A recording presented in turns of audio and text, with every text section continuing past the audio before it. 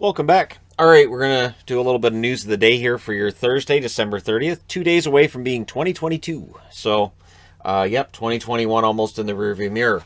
The Minnesota Wild deciding today was a good day to show faith in their staff.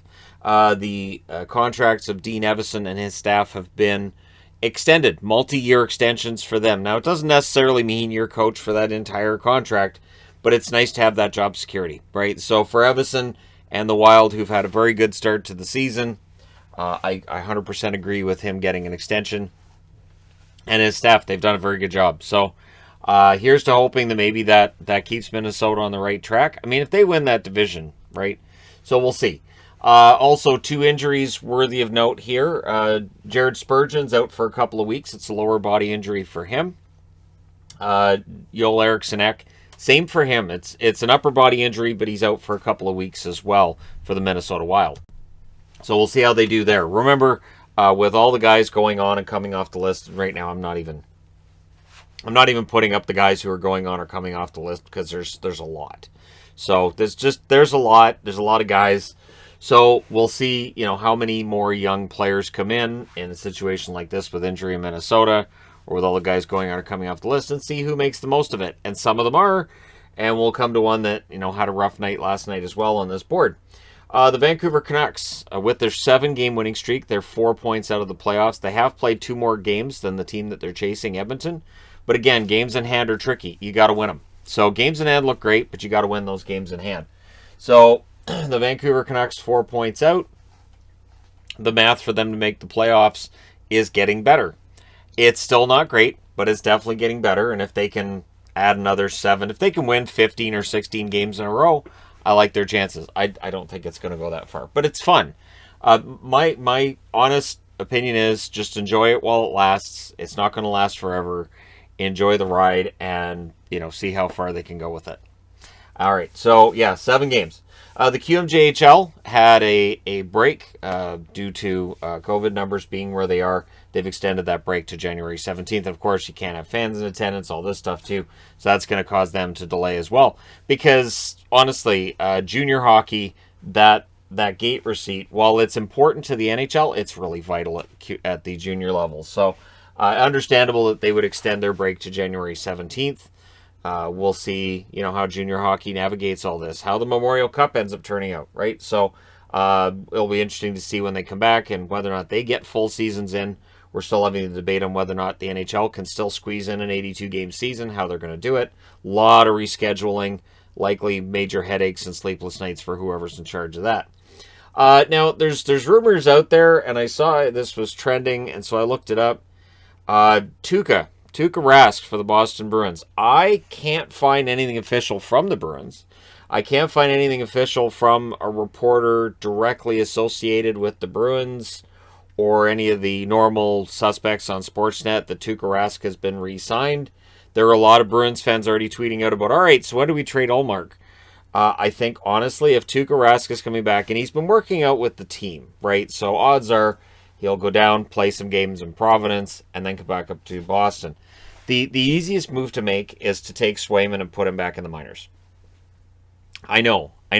It's Jake Ottinger in Dallas all over again. But the easiest move for Boston is to demote Swayman and have Ullmark and Rask as their tandem. Because Swayman doesn't have to clear waivers. Pretty sure he doesn't have to clear waivers. So it makes more sense to make sure you've got 3 goaltenders just in case. Look how many teams have had to go to their number 4 or number 5 goaltender recently. Put Rask in there. Keep Ullmark and send Swayman down. And then when all of this passes and you've got some more stability, then maybe look to make a move. Ullmark's contract's not going to make him easy to move. And so, we'll see whether or not Tuukka returns. And then there's discussions as well about whether or not Krejci might try to return to the Bruins. And I say try because Krejci's already played overseas. So because he's already played in another league, if Boston signs him, he has to clear waivers before he can join the Boston Bruins. And there's likely a team, I'm not going to say Toronto, but I'm not going to say Toronto, at least one team in their division that might say, we could bring him in and try to make the cap work just so that Boston doesn't get him back. So that's the one thing I wondered is if they did try to sign Krejci and get him through waivers, whether or not a team might just grab him.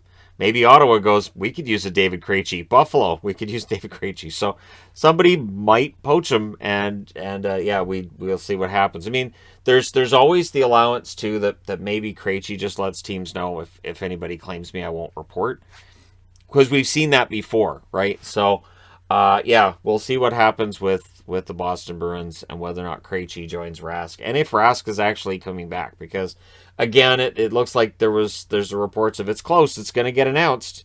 Nothing yet. Nothing yet. Could be today, could be a week from now. It is interesting, too. I saw an article as well talking about how Boston's problems. They probably need a top 4 defenseman. They need some depth up front. Tuukka Rask seems to address a problem that Boston's not having currently. But, again, some fans are excited. I get the excitement. Rask does have, career-wise, excellent numbers, which would be better than Ullmark's or Swayman's, as much as I love Swayman. So we'll see what happens. Columbus news. Boquist returns tonight. Laine returns as well. Columbus 2-7-1 in their last 10. Trying to stay relevant in the hunt for a playoff spot. If Laine can come back and start scoring like we know Laine can, if Boquist can steady that blue line a little bit, it could go a long way to helping Columbus overcome and maybe get over the hump a little bit and get themselves back into the hunt for the playoffs. Because again, even though they're not that far out, 2-7-1 in their last 10, it's not great. So we'll see how things go for Columbus from here. Claude Giroux last night became number 2 all-time on the Flyers point list with 884 points. He passed Bill Barber. So the only one he's behind now on the Flyers all-time points list is Bobby Clarke, 1,210. I'm going to go out on a limb and say Claude Giroux doesn't end up scoring 1,210 points in his career. And it's a long ways off. And so I'm glad to see Giroux get number 2 on the all-time list with Barber falling to number 3. You would think at this point, Claude Giroux's career, he's at least earned his jersey being retired by the Flyers. And then you get into the whole conversation about, so Hall of Fame. How many points would he need to get into the Hall of Fame? What kind of awards would he need to win maybe towards the end of his career? Would a Masterton maybe help? This kind of thing. And so, yeah, Giroux, good career, 884 points. Not too shabby, not at all. So, a story at last night's game. The Edmonton Oilers voluntarily played most of the game with 5 defensemen. Samorukov was not really ready for this, I don't think. And this is the downside to what we're going through right now with all of the players out, right? So Samorukov ends up playing 2 minutes and 28 seconds, was basically stapled to the bench outside of that. And Dave Tippett after the game said, yeah, he had a rough night. He had a tough one. And the team played with 5 defensemen most of the night, which is tough because for St. Louis, they had not only 6 defensemen, but they had Wallman playing forward, and Wallman can play the blue line as well. So it's one of those things where the Oilers, I think, realized pretty early, okay, so Samorukov, they're going to just target him, and he's not quite ready for this test yet. So I feel bad for him, I do, because they were talking during last night's broadcast about him flying his family in and all that. So his family got to see him play for 2 minutes and 28 seconds, and I can't prove that Rick Bowness called the Oilers and said, look, you got to bench him. No, you got to bench him. But sure, why not? We can get into that narrative too. Dallas isn't playing right now, so sure, why not? Cam Fowler last night, a scary crash into the boards against the Vancouver Canucks. He is going to be evaluated today. They're calling it an upper body injury. I'm going ahead and saying shoulder, because pretty sure that was his shoulder. But we'll see. When they crash into the boards like that, you can be looking at a concussion. You can be looking at a shoulder. You don't have to have direct head contact for a concussion. So, yeah, we'll see what Fowler's timeline is. That would be a huge blow to the Ducks if Cam Fowler actually ended up missing an extended period of time. He is one of the more underrated defensemen in the league. He has been around for a long time, and yet he's not very old. So he's one of those defensemen that when he retires someday, we'll probably look back and go, wow, he played a ton of games. And he had a lot of points. Didn't really get talked about. So Fowler, hopefully he's not out for very long, because that would hurt the Ducks' chances if he is. So, all right, there you go. You're all caught up. Let me know your thoughts in the comment section below as always. Don't forget to hit like and subscribe if you're browsing your way through. You just happened upon this video. Thank you guys so much for watching, for all your support. I will talk to you again soon.